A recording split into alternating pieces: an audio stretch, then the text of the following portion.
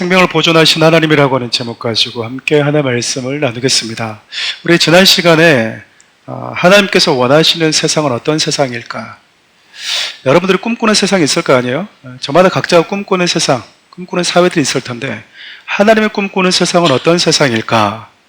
성경은 아주 심플하게 얘기해 놓은데 그 질문에 대한 답을 어떻게 하고 계시냐면, 내가 원하는 가장 아름다운 세상은 내가 창조한 나의 형상대로 지은 사람과 함께 사는 세상이었습니다. 여러분, 하나님께서 인간의 몸을 입고 우리 가운데 내려오셨다라고 하는 것이 이를 뒷받침한다고 생각해요. 우리는 눈물이 없고 슬픔이 없는 천국이 우리 인생, 우리 믿음의 목적지라고 생각하는 분들이 계시잖아요. 근데 우리가 가고 싶어하는 그 천국에 계시는 하나님은요, 거기를 뒤로 하고 우리가 있는 곳으로 오셨습니다. 그게 뭘 의미할까요? 하나님은 천국보다도 우리가 있는 곳이 더 좋다라는 뜻입니다. 우리가 생각하는 그 아름다운 천국, 그 무엇도 부족함이 없는 그 천국이라 할지라도 그곳에 우리가 없다면 하나님에게는 의미가 없는 거예요. 하나님에게. 어떤 주일학교 교사 선생님이 아이들에게 설교를 했어요. 예수님이 우리를 사랑하셨고 우리를 십자가에 죽으셔서 우리를 천국 갈 수 있도록 우리를 구원하셨다고 이야기를 합니다. 그리고 나서 그 천국은 얼마나 아름다운 곳인지, 꽃이 피어있고 길은 다 금길이고 수고한 자들을 위해서 하나님이 황금으로 만든 집들도 그 집의 계단은 다 진주로 되어져 있고 그곳이 우리가 갈 곳이다고 이렇게 설교를 하니까, 그 설교를 듣고 있던 한 아이가 이렇게 질문한 거예요. 선생님에게. 선생님, 그러면 그 천국에 예수님은 계시나요? 이렇게 물어봤다라는 거예요. 그 아이의 질문에 대한 그 질문에 담겨져 있는 메시지가 여러분 어떤 의미인지 아시겠습니까? 물론 픽션이긴 하지만 우리는 예수님을 통해서 그냥 천국을 가는 게 목적이에요. 때로는 힘든 상황을 만나고 아프고 어려운 시간들을 만나면 조금만 견디자, 천국만 가면 된다 라고 하는 의식들을 가지고 있거든요. 근데 우리가 믿는 예수님은 그 천국에 우리가 없으니까 죄가 가득한 이곳으로 오셨다라는 거야. 근데 우리는 그 천국에 예수님이 없어도 괜찮은, 참 아이러니하게도 이 세상도 사람들이 하나님 없는 세상을 추구하면서 걸어가는데 성도들 역시도 생각하는 천국에 하나님이 없을 때가 의외로 많다라는 거예요. 그 천국에 예수님이 계시는지 별 관심이 없습니다. 내가 여기서 수고한 것에 대한 보응이 있겠지, 내가 여기서 열심히 헌신하고 심었으니까 하나님은 무언가 보응을 주시지 않을까? 거기 가면 더 큰 집이 있지 않을까? 누구는 개집이라는데 나는 개집은 아니겠지. 정말 진주가 있고 황금이 가득한 곳일까? 우리는 그 생각을 하잖아요. 신앙생활을 하면서 참 많이 들었던 표현 중에 하나가 하나님과 동행하십니까? 라는 질문들이었거든요. 근데 그 하나님과 동행한다라고 하는 것이 담겨져 있는 그 메시지가 이게 소중한지 저도 점점 알아가고 있는 것 같습니다. 예전에 여러분 그랬어요. 예수 그리스도를 믿지 않으면 행복이 없다고. 네가 아무리 맛있는 건 먹어도 행복하지 않고, 네가 아무리 좋은 곳을 봐도 기쁘지 않을 거라고. 여러분 그러던가요? 그냥 저는 맛있는 거 먹을 때 기분이 좋던데, 행복하던데.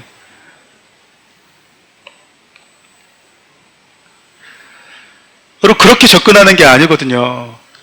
왜냐하면 성경에서 말하고 있는 천국의 시작은 무엇을 먹고 무엇을 마시냐의 문제가 아니라 누구와 함께 살아가느냐의 문제인 거야.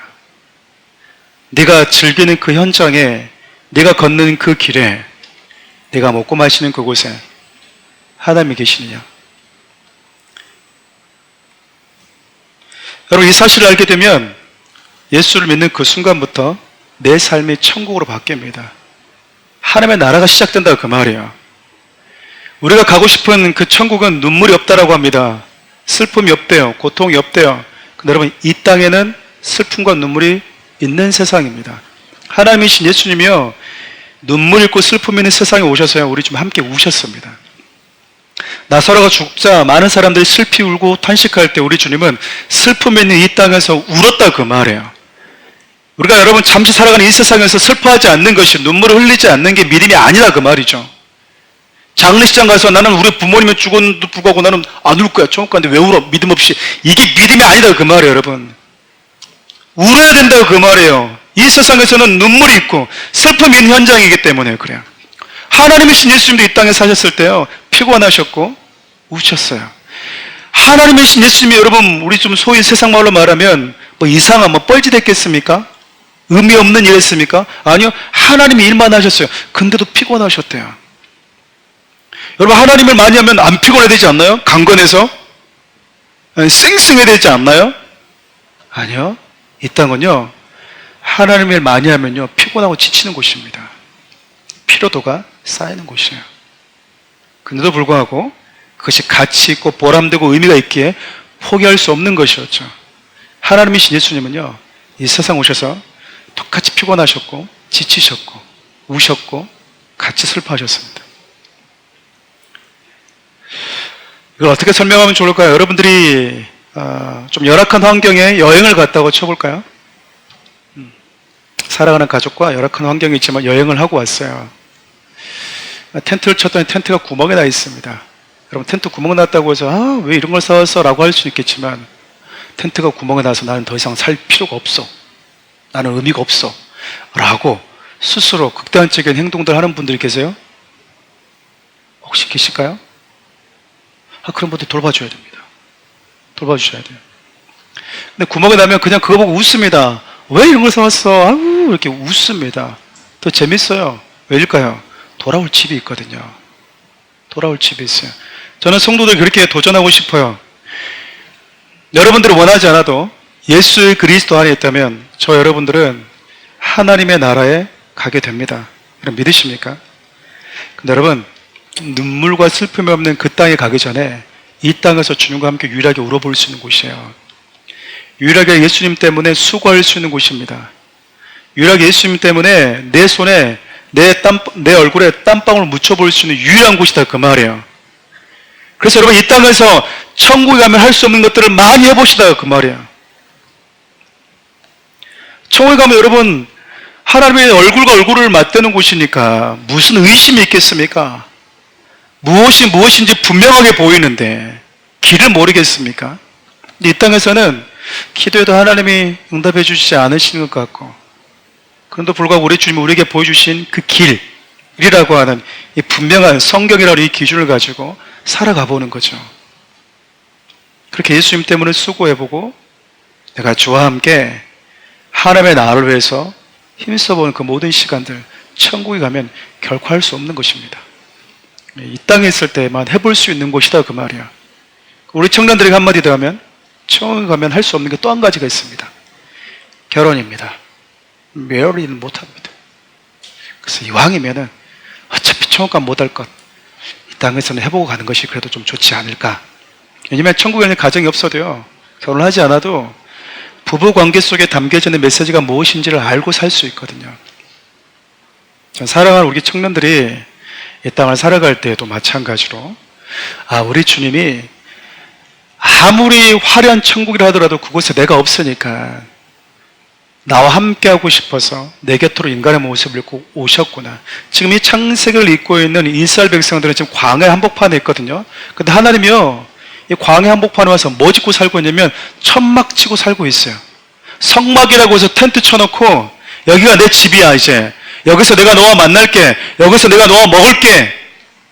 여기는 떡이 끊어지지 않게 해줘야 돼. 하나님이 거기서요 백성들과 만나서 먹겠대요.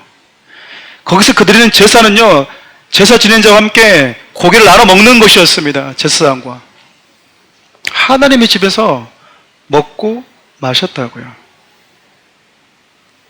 뭐가 아쉬워서 하나님이 세상을 창조하신 그분이 당신의 백성들 한가운데 텐트 치고 살고 있냐 그 말이에요. 여러분 무엇을 말하고 있는지 아시겠습니까? 그만큼 하나님이 저 여러분들을 원하신다라는 거예요.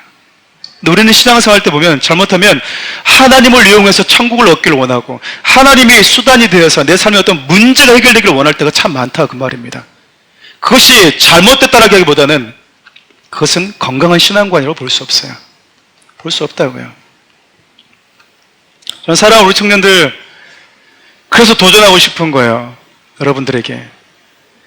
어쩌면 우리의 찬송가에 보면 높은 산이 거친 들이 초막이나 궁궐이나 내 주 예수 계신 곳이 그 어디나 하늘나라다라고 하는 이 찬양의 가사는요, 하나님 보좌를 내려놓고 네가 없어서 난 네가 있는 광에 와서 천막 짓고서라도 난 네가 있는 곳에 있고 싶다라고 하는 그 하나님의 사랑에 대한 답가라고 저는 생각을 하는 거예요. 여러분, 주님과 함께하는 그 매 순간의 시간이 여러분들에게 의미가 있으십니까? 좋으십니까? 주님과 함께 고민하고 주님과 함께 울어보고 주님과 함께 그 시간을 살아내는 것이 즐거우십니까? 즐거우셨으면 좋겠어요. 행복하셨으면 좋겠다고요.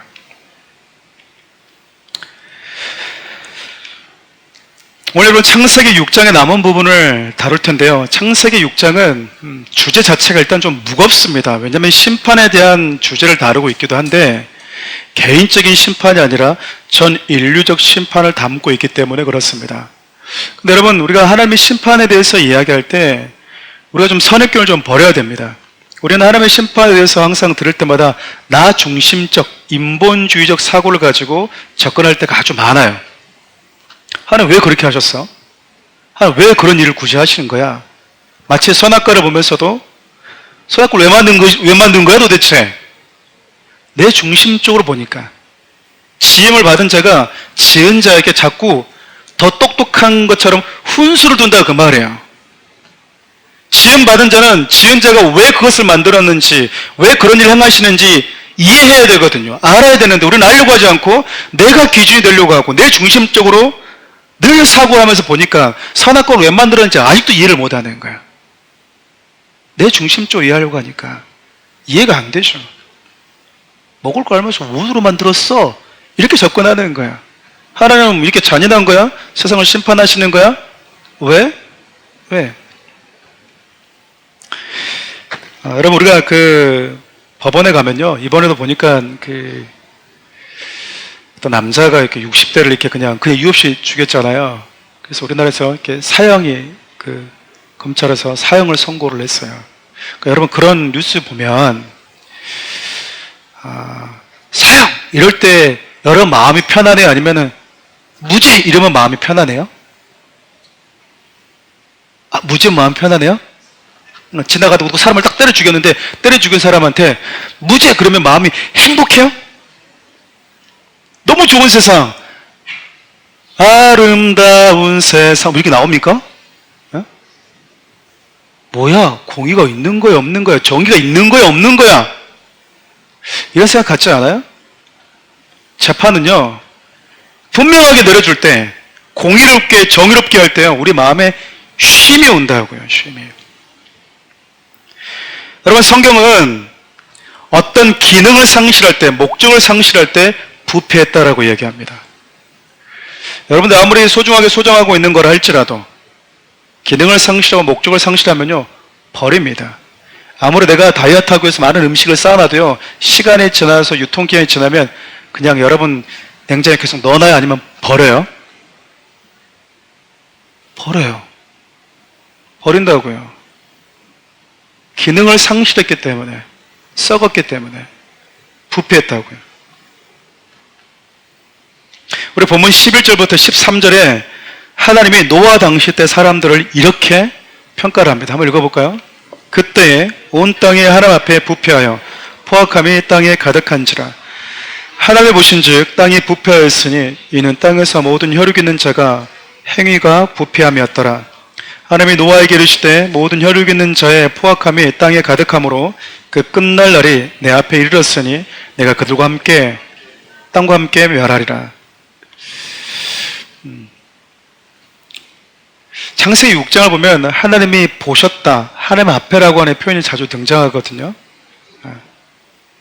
성경에서 말하고 있는 인간이 부패했다. 인간은 언제 부패하는가?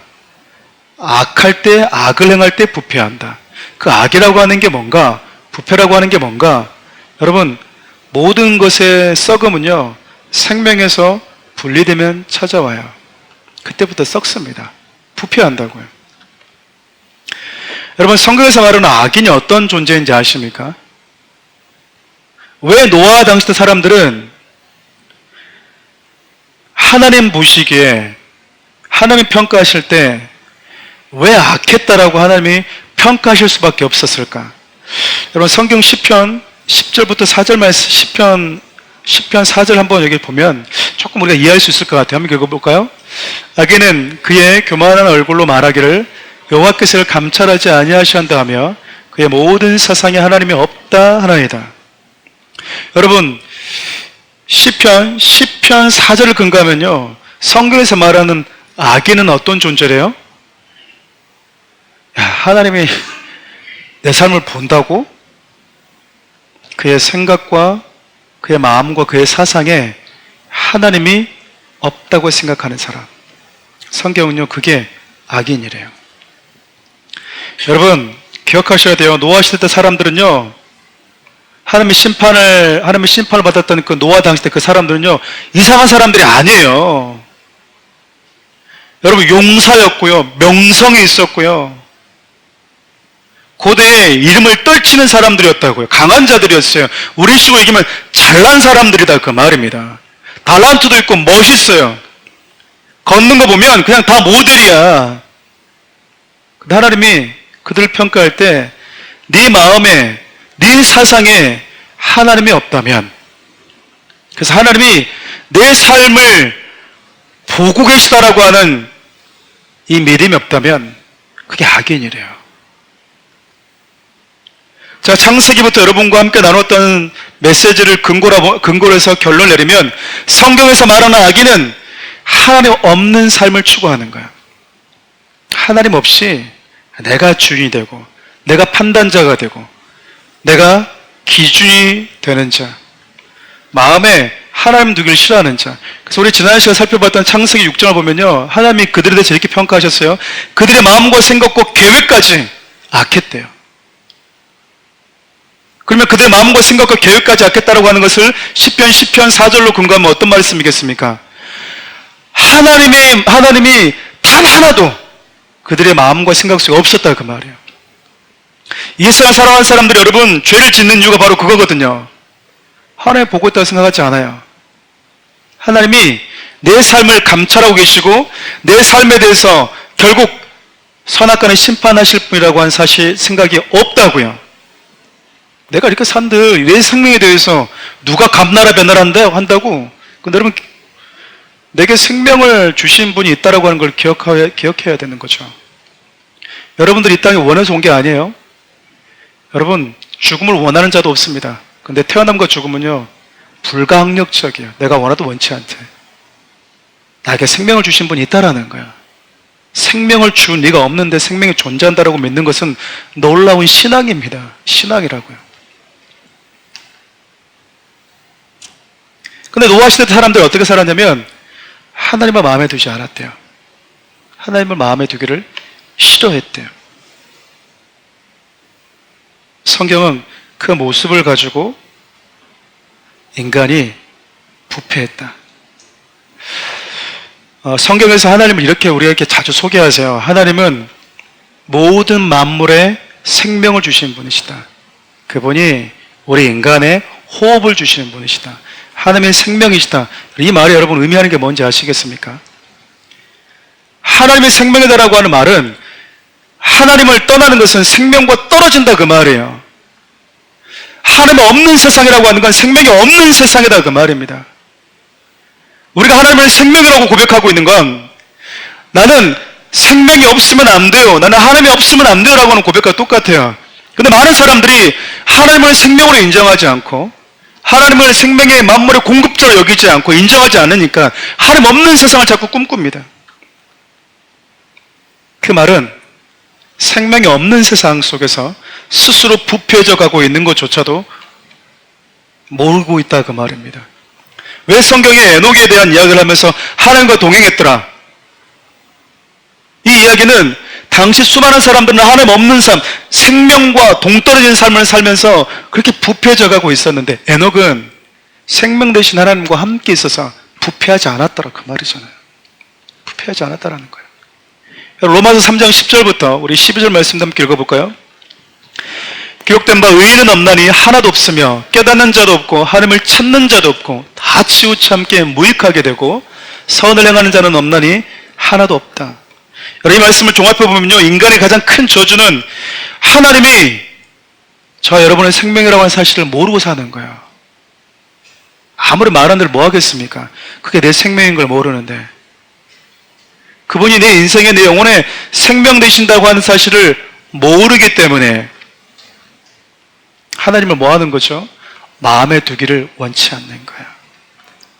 만약 하나님이 내 생명이라고 하는 사실을 알게 되면 사람들은 어떻게 살까요? 하나님을 떠나지 않죠. 하나님을 간절히 원하겠죠. 생명을 원하겠죠.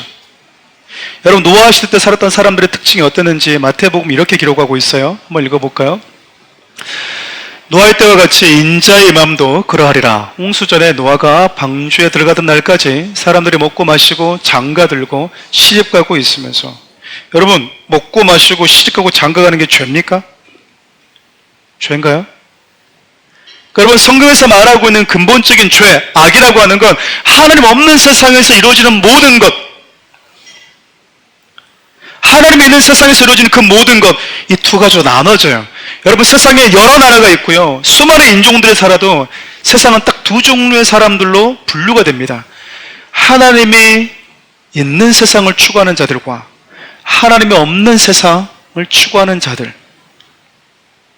지금 저 여러분 살고 있는 세상이요, 얼마나 편해지고 있는지 아시죠? 하나님이 없어도 될 만큼 세상은요, 편안해져 가고 있어요. 하나님이 없어도 충분히 유명해지고, 충분히 먹고 사는데 문제가 없고, 명성을 떨치고, 인기를 가지는데 별 문제가 없는 세상으로 점점 만들어 놓고 있다고요. 근데 성경에 등장했던 수많은 믿음의 사람들이 하나님을 간절히 원했던 건 하나님의 어떤 분이신 줄 알았기 때문에 그래요. 하나님의 생명이라고 하는 것, 문명의 발달에 우리에게 생명을 주는 게 아니라 진짜 참된 생명의 근원은 하나님 그분이라고 하는 사실을 알았다라는 거야. 여러분, 신앙생활 하면서 우리에게 하나님이 깨우쳐 주시는 게 바로 그거거든요. 돈이 네 인생의 생명이 아니야. 인기가 생명을 주는 게 아니야. 진짜 생명은 하나님이야. 예수 그리스도가 생명이라고. 이걸 알게 되는 거예요. 우리 창세기 6장 9절부터 10절 함께 읽어볼까요? 이것이 노아의 족본이라. 노아는 의인이요 당대 완전한 자라. 그는 하나님과 동행하였으며 세 아들을 낳았으니 셈과 함과 야벳이라. 근데 여러분, 다 그렇게 하나님 없이 자기가 꿈꾸는 세상, 근데 그 꿈꾸는 세상에는 하나님은 없는 거예요. 하나님을 내 삶으로 초대하지 않았다고 하는 건 생명과 상관없이 살면서 스스로 부패하는 길을 걷겠다는 뜻이거든요. 근데 노아가 달랐대요. 노아는 의인이었대요. 당대 완전한 자였대요. 이 말은 그가 흠없는, 죄 없는 예수님 같은 의인이라는 뜻이 아니고요, 당대 사람들과 구별됨, 다르게 살았다고 하는 것을 얘기하는 거예요. 그 구별됨의 가장 큰 차이를 방금 읽었던 성경은 뭐라고 얘기하냐면요, 하나님과 동행했대요. 하나님과 동행했대요. 말씀과 동행했다라는 거예요. 여러분, 지금도 많은 사람들이 대단한 것 같지만 곰곰이 내 자신을 들여다보면요, 여기는 모든 사람들뿐만 아니라 이 땅에 사는 많은 사람들이요, 다 말로 살아요. 말로. 제가 하는 말은 들리잖아요. 그렇죠? 생각은 나 혼자만 듣는, 내 안에서 나만 들을 수 있는 말이 생각이에요. 그 생각이 나한테 말을 하잖아요. 오늘 교회 가 말어. 해 말어. 써 말어. 아까운데? 하지 말지. 여러분요, 그 생각이 나를 딱 승인을 하면요, 안 합니다. 교회 가지 마. 쉬어. 그럴까? 그 생각이 내 안에서 말을 하잖아요. 그럼 내 몸은 안 움직여요. 야, 그 힘든 곳을 왜 가려고 그래? 가야지. 보람 있잖아. 그럴까? 사람 움직입니다. 그럼 대단한 것 같죠? 야, 돈 더 준대. 돈? 가야지. 그래서 돈을 사랑하는 사람들, 돈 사람들이라고 하잖아요.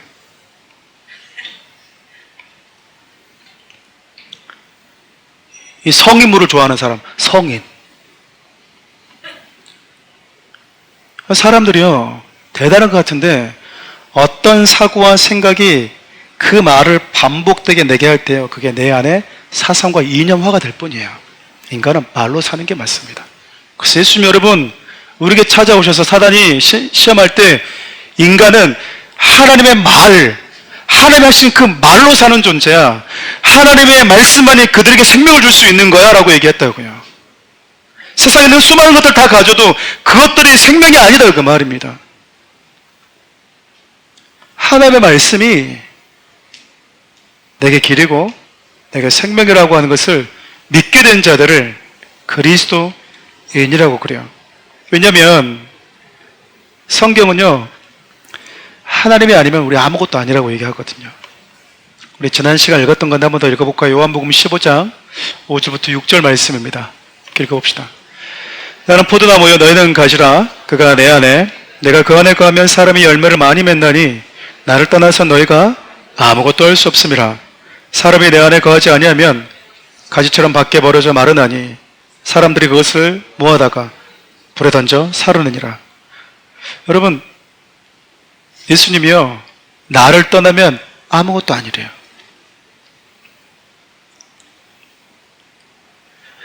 가지가 나무에 붙어있지 않고 떨어져 나가면요, 그냥 불에 태울 장작 그 이상 그 이하도 아니다 그 말입니다. 붙어있을 때는 많은 열매를 맺을 수 있는 가능성이 있겠죠. 근데 떨어져 나오면 그 모든 가능성은 그걸로 끝입니다. 이 표현을 오늘 본문의 말씀으로 빌리면 하나님 안에 있지 않으면, 예수 안에 거하지 않은 모든 것들은 부패한다 그 말이에요. 부패한다 그 말이에요. 여러분, 작은 파리만 썩는 게 아니에요. 여러분, 호랑이, 코끼리도 썩어요. 덩치 큰 것들을 썩으면 더 악취만 날 뿐이에요. 더 많이 가진, 탐욕을 가진 사람들을 썩으면 더 악취만 날 뿐이에요. 호흡이 멈추면 썩기 마련이거든요. 근데 그 호흡을 성경은 예수 그리스도라고 얘기하고 있어요.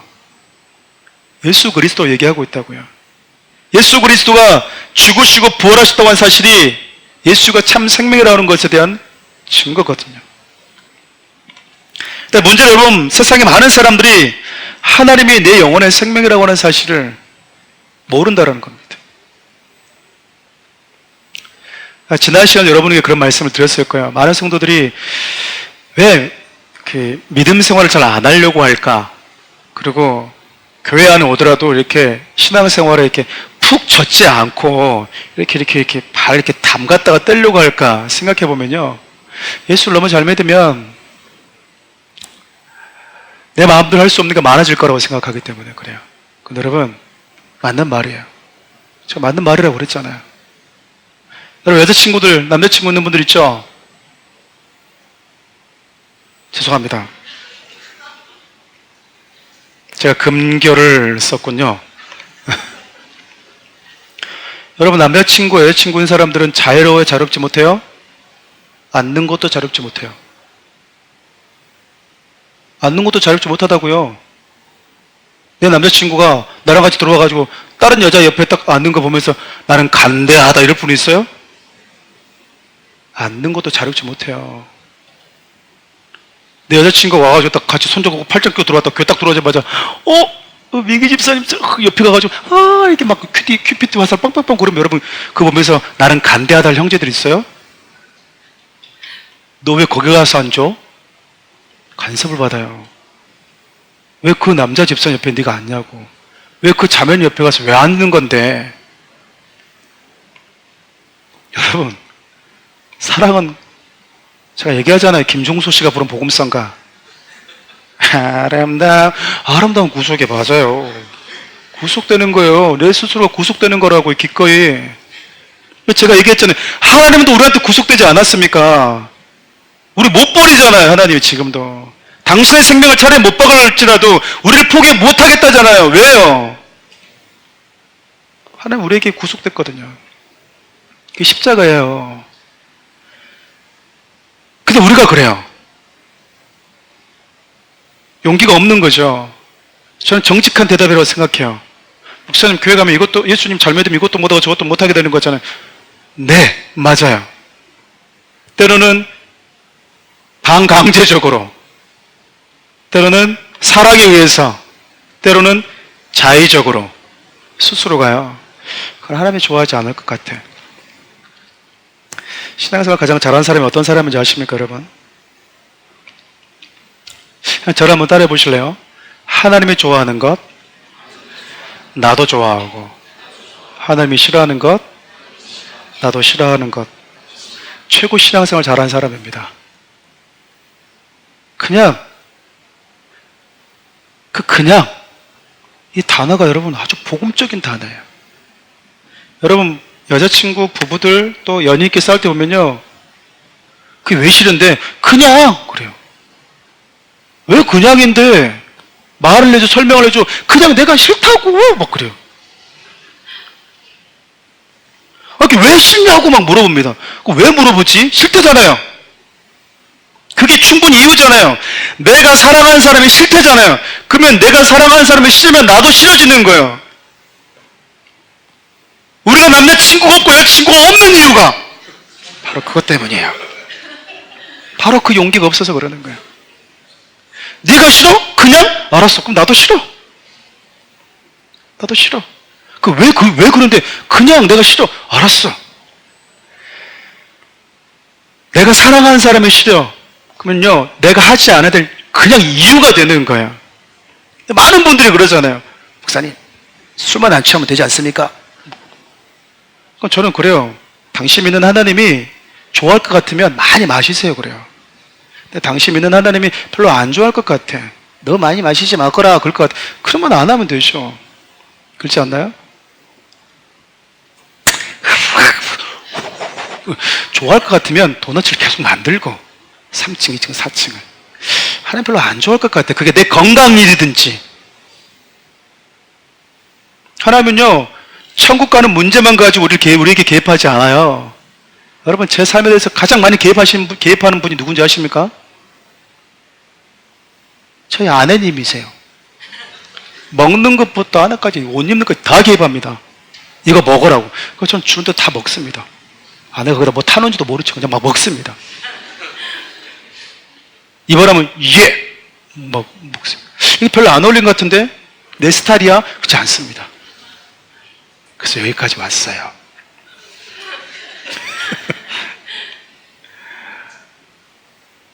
그가 원하지 않는 걸 내가 한다고 해서 관계가 끊어지는, 그러지는 않아요, 여러분. 그렇지 않다고요. 근데요, 친밀함은요, 기꺼이 그가 원하는 내가 되어주는 거예요. 하나님도 여러분, 우리랑 친해지려고 우리 인간의 몸을 입고 왔잖아요. 네가 하나님이 돼. 그게 아니라 내가 네가 될게 그러고 오셨잖아요. 사람 아니에요? 하나님이 노아 당시에 살았던 사람들에서 아픔을 가졌던 이유가 바로 그거예요. 지금 이 시대도 똑같은 하나님의 아픔을 가지고 있다고 믿는 게 저는 그렇게 똑같다고 생각합니다. 왜냐하면 하나님의 세상을 창조한 분이시다라고 하는 이 믿음이 없어요. 세상을 창조하셨고 그 세상의 모든 만물의 생명을 불어넣은 분이라고 하는 믿음이 없다고요. 그 믿음, 그 생명을 불어넣은, 그 호흡을 불어넣으신 그분이 나에게도 동일한 생명이라고 하는 이 믿음이 없는 거예요. 우리 에스겔 오늘 이제 큐티를 늘 살펴보고 있는데, 우리 에스겔 18장 31절부터 우리 32절 표준 세모 다 같이 읽어볼까요? 시작. 너희는 너희가 지은 죄를 모두 너희 자신에게서 떨쳐내버리고 마음과 영을 새롭게 하라. 이스라엘 족속아, 너희가 왜 죽고자 하느냐?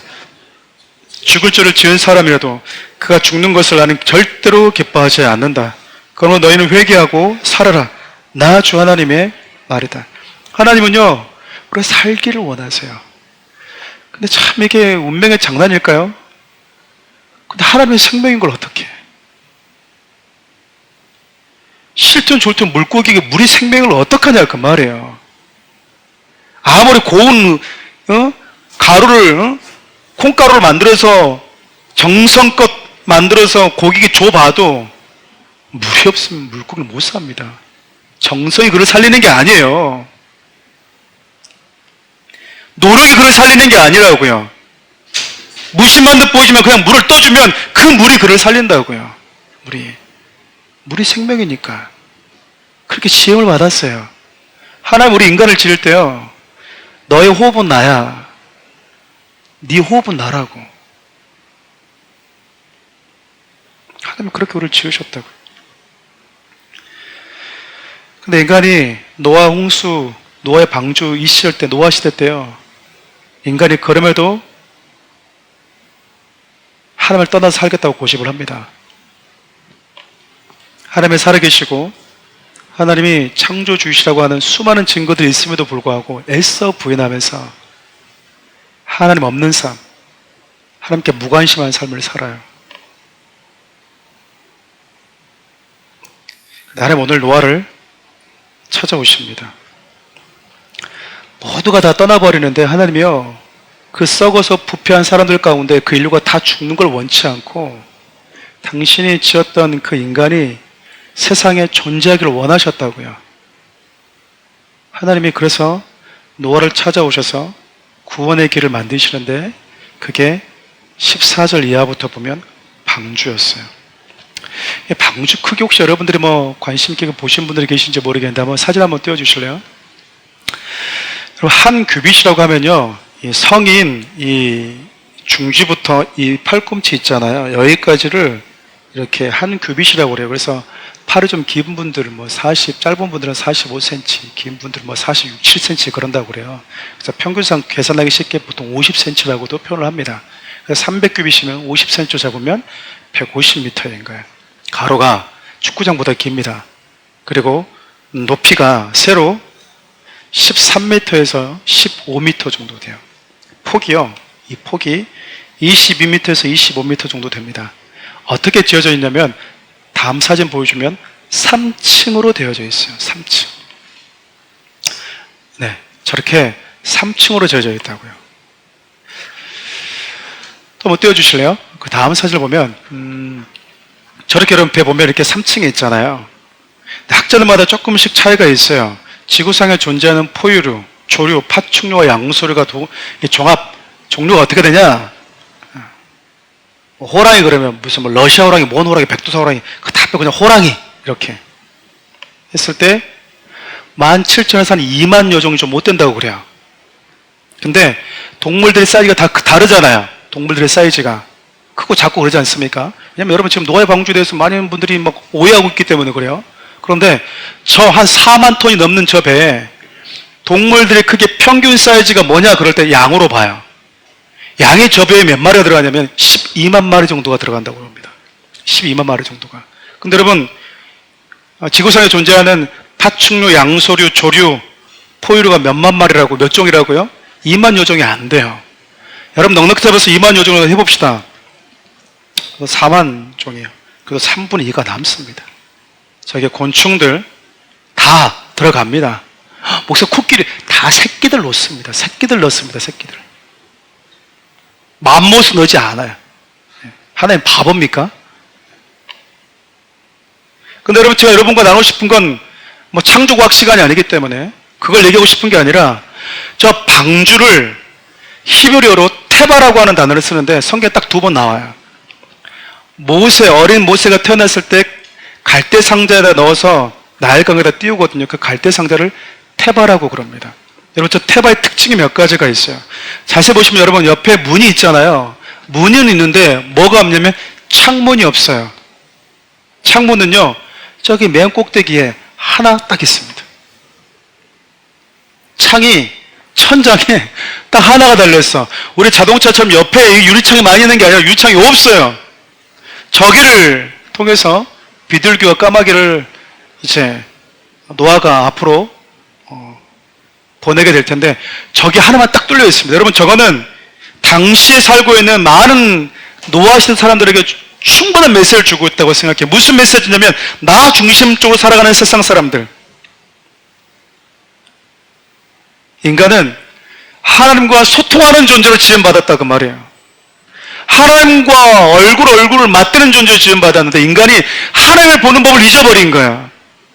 하나님을 보지 않아요. 인간이 썩어 없어질 세상의 그 어떤 것만 집중하며 삽니다. 여러분들의 삶이 희노애락이요 대부분 그런 것들이잖아요. 내 꿈이 이루어지지 않았어요. 내 인기가 떨어졌어요. 사업이 안 됐어요. 그러면 우리 믿음도 뭐합니까? 나 교회 안 갈래요. 부부들도 그래요. 싸우잖아요. 나 교회 안 가. 40, 50대도 그래요. 싸우면요. 난 교회 안 가. 경험하시게 될 겁니다. 그럼 방주의 특징이 또 하나가 있어요. 방주를 보면요. 여기는 키가 없어요. 노가 없다고요. 방향을 결정짓는 이 노가 없어요. 노가. 키가 없다고요. 스스로 동력장치가 없다라는 거죠. 그러니까 내가 아무리 노력하고 싶어도 내 노력이 통하지가 않는 곳이에요. 구원은 내 땀과 수고의 결과로 얻어지는 것이 아니기 때문에 그렇습니다. 하나님이 친히 길을 만드시고요. 방향을 인도해 가시는 거예요. 방주의 특징입니다. 저는 그런 의미에서 본다면 이스라엘 백성들이 지금 이 메시지를 듣고 있잖아요. 창세기, 출애굽기, 레위기, 민수기, 신명기는 모세가 쓴 성경이기 때문에 모세를 통해서 하나님이 기록한 성경이잖아요. 가장 1차 수신자가요. 청중들이 광야에 있는 이스라엘 백성들일 거다 그 말입니다. 왜냐면 모세가 어딜 못 갔으니까. 가나안에 못 들어갔잖아요. 그러니까 여러분 광야 40년 동안 있으면서 이 메시지를 반복해서 전하지 않았겠어요? 들려주고 또 들려주면서 그냥 평생 먹고 사는 게 자기들의 어떤 가장 중요한 이슈였고 그 노예에서 해방되는 게 가장 중요한 이슈였던 그들이 창세기 하나님의 말씀을 들으면서 인간이 누구이고 하나님이 누구인지 우리가 이 민족이 구원받은 이유가 무엇인지 우리는 구원받은 백성으로서 이제 어떻게 살아야 되는지를 배우고 있는 거예요. 저와 여러분들처럼 성공하는 게 중요하고 내 꿈을 이루는 게 중요했던 사람들이 하나님의 말씀을 들으면서요. 하나님은 나를 왜 창조했는지 하나님은 우리 인간의 뭘 가장 소중하게 여기시는지 내가 이제 무엇을 삶의 이유 목적으로 살아야 되는지를 배우게 되는 곳이거든요. 광야 똑같았습니다. 방주가 물 위에 떠 있느냐 광야가 벌판에 있느냐 차이가 있을 뿐이지 똑같이 방주라고 하는 개념이라고 하는 것은 그들에게도 길이 없어요. 하나님이 그들의 길에 결정을 정하시는 분이셨기 때문에 그렇습니다. 마지막으로 여러분과 나누고 싶은 건 그거예요. 그런데 하나님이 다 하나님을 떠나서 부패하고 악해진 이 세상 속에서 누구를 통해서 구원의 역사를 이뤄가길 원하시는가 그 말이에요. 성경은요 하나님의 은혜를 입은 자라고 얘기합니다. 노아가 하나님의 은혜를 입었대요. 여러분 하나님의 은혜를 입었다라고 하는 게 무슨 의미인지 아시겠습니까? 저 사람은 하나님의 지금 은혜를 받고 있는 것 같아. 저 사람은 하나님의 은혜가 임하는 사람인 것 같아. 뭘 보고 우리가 그렇게 얘기할 수 있을까요? 여러분 오늘 말씀을 보면 그거에 대한 충분한 분명한 단서가 하나 나와요. 우리 22절 말씀 함께 읽어볼까요? 노아가 그와 같이 하여 하나님이 자기에게 명하신 대로 다 준행하였더라. 다. 부분적으로 순종한 게 아니라 하나님이 하신 말씀을 다 순종했대요. 끝까지 하나님이 나에게 주신 그 말씀을 있는 그대로 철저하게 순종하는 사람들, 그 사람을 통해서 하나님은 구원의 일을 행하신다 그 말입니다. 철저하게 하나님의 말씀을 하시면 그 말씀이 내 인생의 가장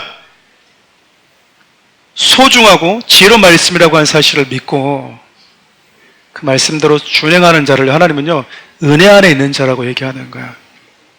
이 성도가 참 은혜 안에 있구나 이 말은 여러분, 이 청년이 참 은혜 안에 있구나 이 말은 참 말씀이 전해지면 그 말씀에 참 순종하는 사람이구나. 내가 하고 싶은 대로 하는 사람도 있잖아요. 오늘 여러분 제가 보내준 큐티 보신 분도 계실 텐데요. 에스겔이 하나님께서 말씀을 전하라고 할 때 어떻게 얘기하냐면 네가 전하면 그들이 안 들을 거야 이렇게 얘기해요. 안 들을 거다고. 근데도 뭐 하래요? 외쳐주래요. 하나님 불쌍하지 않으십니까? 하도 강팍해서 지 생각대로 살고 지 고집대로 살지 안 들을 거래요. 근데 하나님 뭐 하시래요? 외쳐주래요. 외쳐주래요. 결국 지가 하고 싶은 대로 지 생각대로 네 마음대로 하겠지만 하나님은 뭐 하겠답니까? 외쳐주겠대요.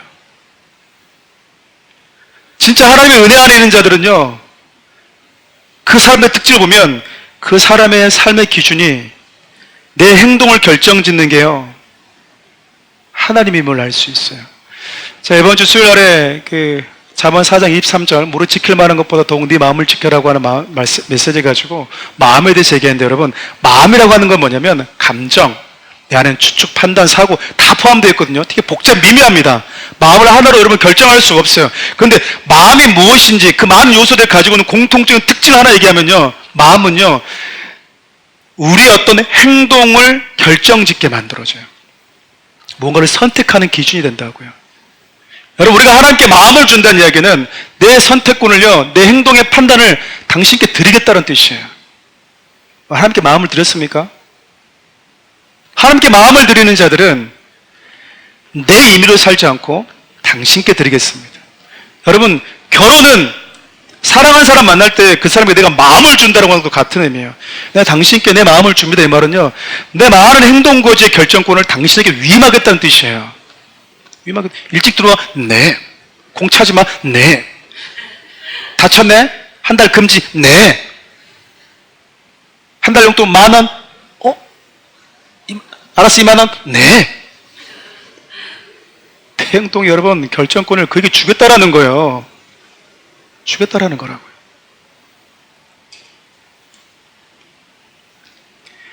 여러분, 철저하게 순종하고 하나님의 말씀을 다 있는 그대로 준행했던 노아를 통해서 하나님이 당신을 떠난 세상 속에서 방주라고는 구원의 길을 만드신 걸 보면요, 하나님이신데도 불구하고 죽기까지, 저주받아 죽기까지 철저하게 순종한 예수 그리스도를 통해서 하나님 우리를 구원하겠다고 하는 그 그림자와 똑같습니다.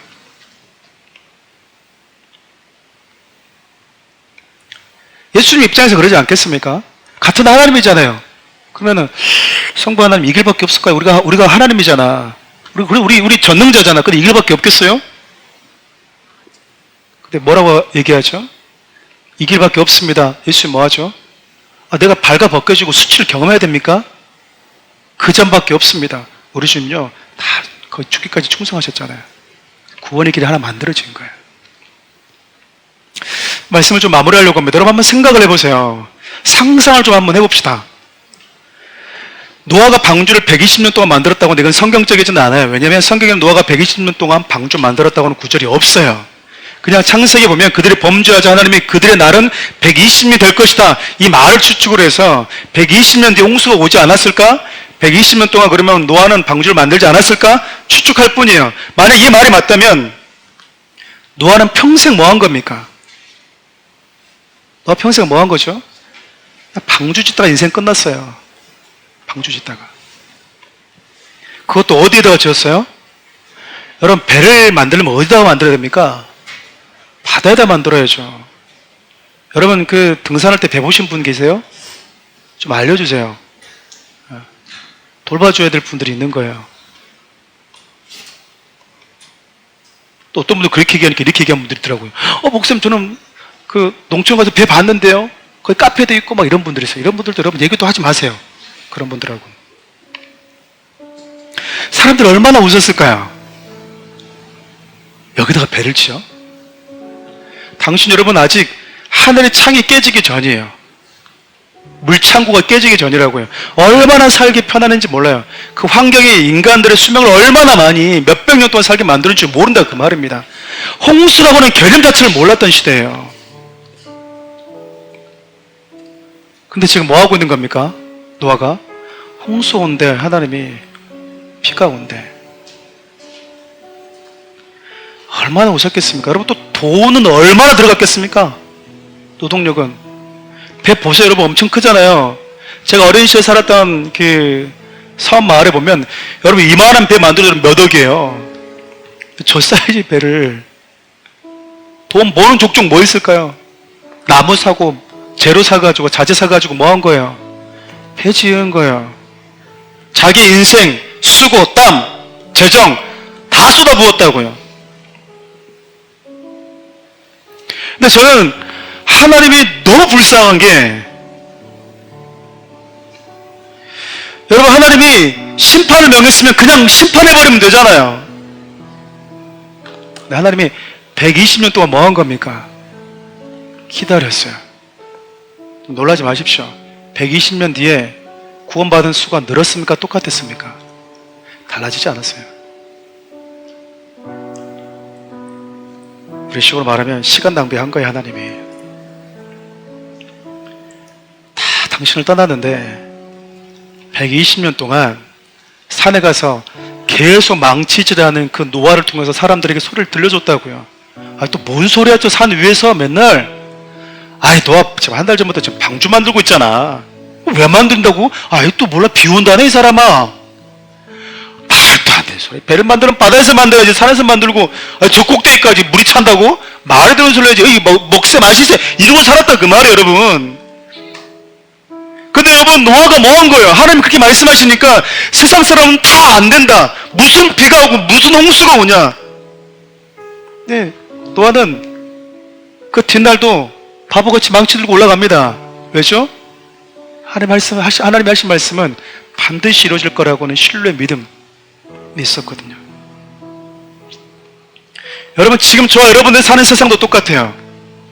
여러분, 예수 그리스도 다시 오신다라고 하는 그 믿음이 있으십니까?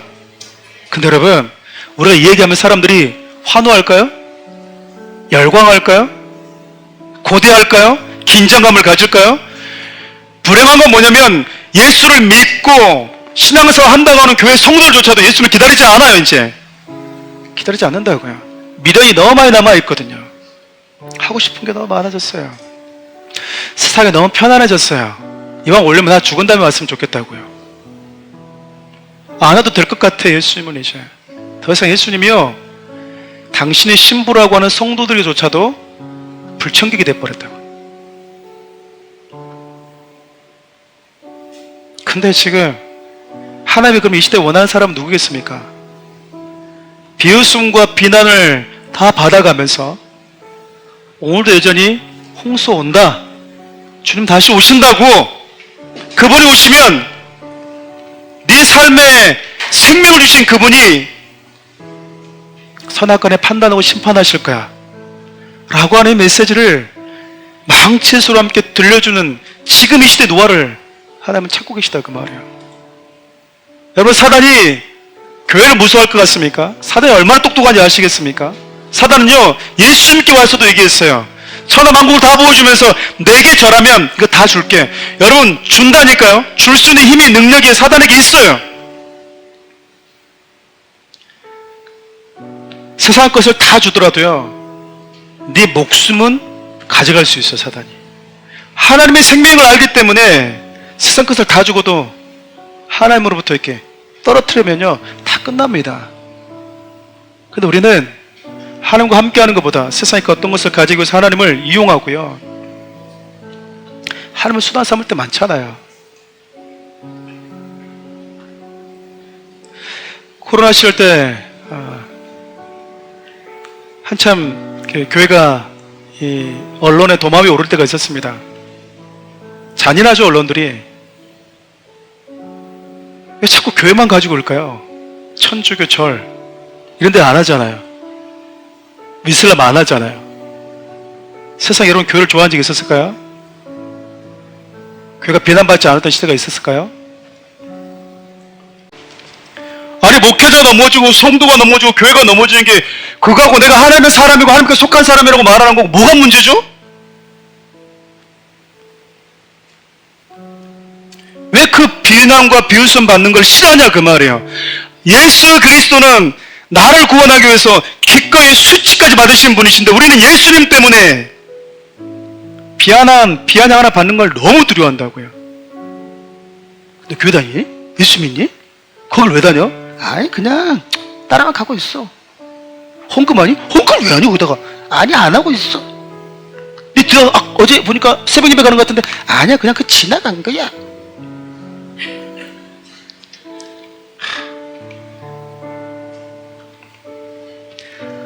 하루에 술값으로 몇백만 원 썼습니다. 그게 뭘 자랑이라고. 그것도 자랑하는 애들이 있는데, 어떤 애들은 여러분 군대 가면요, 나는 몇 명의 여자들과 잠자고 이것도 자랑하는 애들이 있어요. 뭘 자랑이라고 자기가. 그거는 숨겨야 되잖아요. 부끄러운 얘기잖아요. 여러분, 예수님께 속했다고 하는 게 부끄러운 일입니까? 저는 사랑하는 우리 교회를 볼 때 사단이 두려워했으면 좋겠는 거예요. 그래서 여러분, 사단이 어느 시대 어느 순간부터 교회 가는 성도를 두려워하지 않게 됐어요. 기도하는 성도를 두려워하지 않게 됐다고요. 그냥 걔는 기도할 때 하나님이 지 문제 해결해 주는 수단으로 삼게 만들어버리면 되잖아. 교회 가서 그냥 교회 왔다 갔다 하는 신앙으로 만들면 되잖아. 그러니까 그가 주를 위해서, 하나님의 나라를 위해서 뭔 헌신을 한다고. 내버려. 지그들끼리 말도 못하다 싸워가지고 기분 나쁘고, 아유, 그냥 청년들 왔더니 그냥 말을 왜 이렇게 함부로 해? 감정 상해서 교회 떠나고 그렇게 만들어버려요. 개판 5분쟁이로. 그래서 그것이 상처가 돼서 다시는 교회 안 가겠다고 만들어버리면 되잖아. 저는 교회 이런 상처가 있어서 이제 교회를 안 갑니다. 이렇게 만들어버리면 되잖아. 교회가 지금 이렇게 행편없이 바뀌고 있어요. 그게 무슨 교회예요, 거기가? 그게 무슨 성도냐, 그 말이야. 저는요, 청년들이 이렇게 얘기해가지고요. 갔더니 누가 이렇게 말 한마디 해가지고요. 마음이 서운해서요. 교회 옮기려고요. 그리고 또 돌아다니니까 몇 개 교회예요. 그러다 이제 저는 마음 먹었어요. 교회 안 가기를.